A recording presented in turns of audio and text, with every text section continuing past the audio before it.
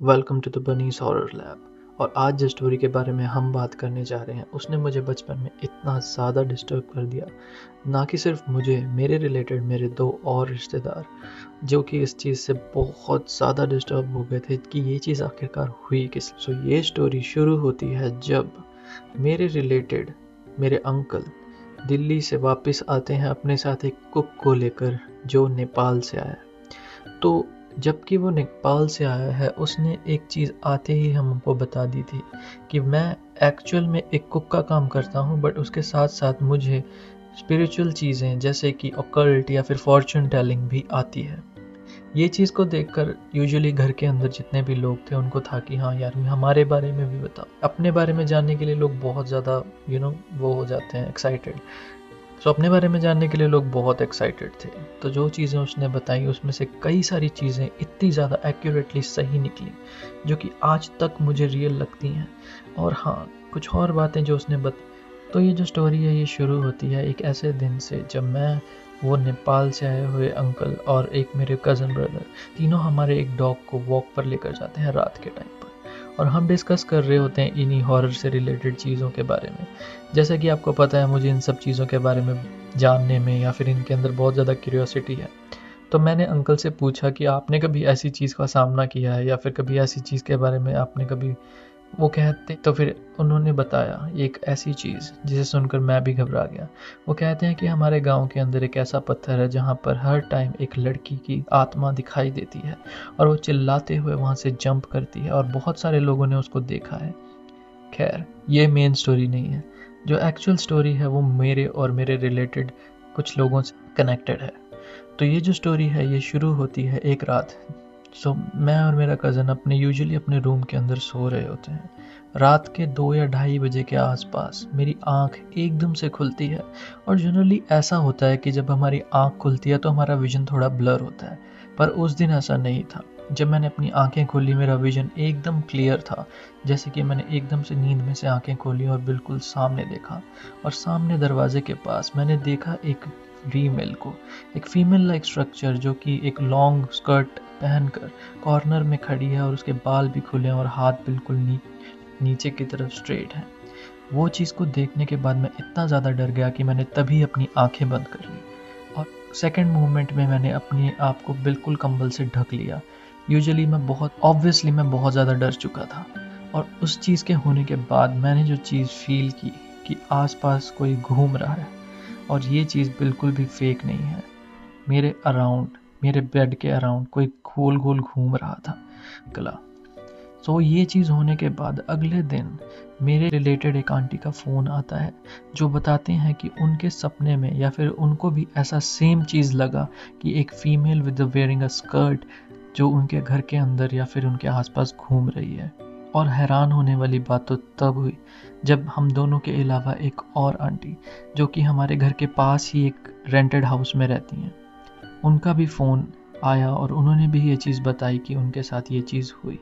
तो सोचने वाली बात ये है कि 3 लोगों को एक टाइम पर एक ही चीज़ कैसे दिखाई दे सकती है। तो अब इस चीज़ के बारे में जानने के लिए हमने बहुत कोशिश की। के बाद वैसे तो मुझे कभी वो चीज़ नहीं दिखाई दी, बट हाँ, वो एक इंसिडेंट बहुत ज़्यादा डरावना था।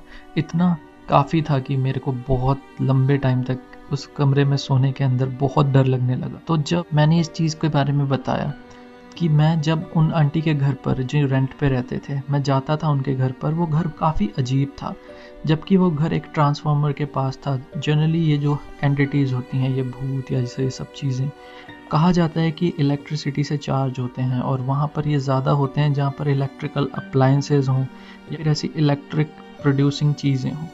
तो जब ये चीज़ हुई मैंने देखा उस कमरे के अंदर जहाँ पर वो आंटी रहती थी, जब आप उस रूम में हो तो आपको ऐसा फील होगा कि आपको कोई देख रहा है। और जब उनके रूम में आप बैठोगे तो आपको ऐसा लगेगा कि ड्राइंग रूम के अंदर कोई है। और जब आप ड्राइंग रूम में होगे तो आपको लगेगा कि बेडरूम के अंदर कोई है।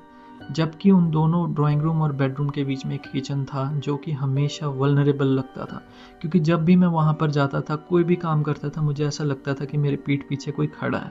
ये चीज़ सुनाने में बहुत ही अजीब और बहुत मुझे अभी तक मेरे गूज़ बम्प्स आ रहे हैं ये चीज़ बताते हुए। तो जब ये होता था तो मुझे बहुत वियर्ड लगता था कि ऐसा क्या क्यों हो रहा है, पर मैंने गौर नहीं किया इस बारे में।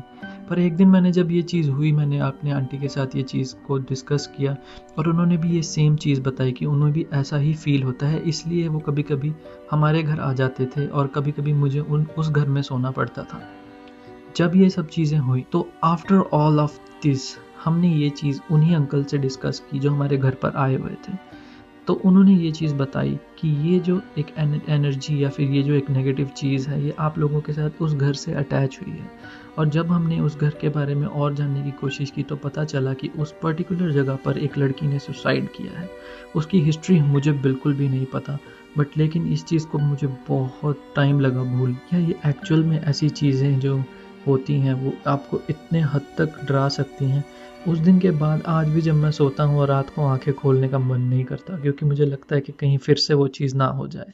कई बार ऐसी चीज़ें आप लोगों को बहुत ज़्यादा डरा सकती हैं। क्या आपके साथ भी कभी ऐसा हुआ है? रात को आंखें खोली और एकदम से कोई सामने आ गया हो? ये एक स्लीप पैरालिसिस नहीं था, मैं पहले ही आपको बता दूँ। वो एक्चुअल में मुझसे दूर खड़ी हुई थी। जबकि मैं अपने हाथ पैर हिला पा रहा था, तभी मैंने अपने मुँह पर कंबल लगा लिया था। तो उन अंकल ने जो मुझे कुछ चीज़ें बताई, कुछ रेमेडीज़ बताई जिसको करने के बाद मुझे काफ़ी रिलीफ़ फ़ील हुआ। बट स्टिल वो चीज़ अभी भी उस घर के अंदर प्रेज़ेंट होगी। अगर आप में से कोई जानना चाहता है तो मैं आपको वहाँ की लोकेशन भी बता सकता हूँ। आप अपनी रियल लाइफ़ स्टोरीज़ मुझसे शेयर कर सकते हैं और मैं आपको बता सकता हूँ कुछ ऐसी हॉरिफाइंग जगहें जहाँ पर अगर आप जाना चाहें तो आप भी जाकर चेक कर सकते हैं। तो इसी से उस एक पर्टिकुलर लड़की, जो भी वो चीज़ थी मुझे जो दिखाई दी, वो बहुत ही स्केरी थी। उसके हाथ बहुत स्किनी थे, उसके गाल बिल्कुल अंदर थे और आइज़ के नीचे डार्क सर्कल्स थे। बहुत ही डरावना फेस था। वो कम से कम एक टीनेज या फिर 18 टू 19 ईयर्स की रही होगी। जबकि उसकी सोल अभी तक फ्री नहीं हुई है। एज अ साइकिक मैं कोशिश करता हूँ कई बार कोई एनर्जीज़ को रिलीज़ करने की, बट मैं कोशिश ये भी करता हूँ कि कहीं मैं अट्रैक्ट ना कर लूँ ऐसी चीज़ों को, क्योंकि यूजुअली हमारे साथ ऐसा हो सकता है। अगर आप भी एक साइकिक हैं या फिर आप भी इन चीज़ों के अंदर बिलीव करते हैं, तो आप भी ज़रूर ये जानते होंगे कि कैसा फ़ील होता है जब आपके साथ एक एनर्जी कनेक्ट होने की कोशिश करती है। और सेकेंडली मैं यही बताना चाहता हूँ कि इस चैनल पे आने वाली और भी कई सारी real horror stories related to me और मेरे सब्सक्राइबर्स या फिर मेरे क्लाइंट्स जो कि मुझे ये सब चीज़ें बताते हैं, वो बिल्कुल मैं आपके साथ शेयर करूँगा और आप भी अपनी स्टोरीज शेयर कीजिए जैसा कि मैंने बताया है। वीडियो को लाइक कीजिए, सब्सक्राइब कीजिए और शेयर कीजिए अपने दोस्तों के साथ, ताकि वो भी जान सकें हॉरर से रिलेटेड कुछ ऐसे किस्से जो कि अभी भी राज बनकर रह चुके हैं। तो प्लीज़ अपना ध्यान रखिए। Peace out.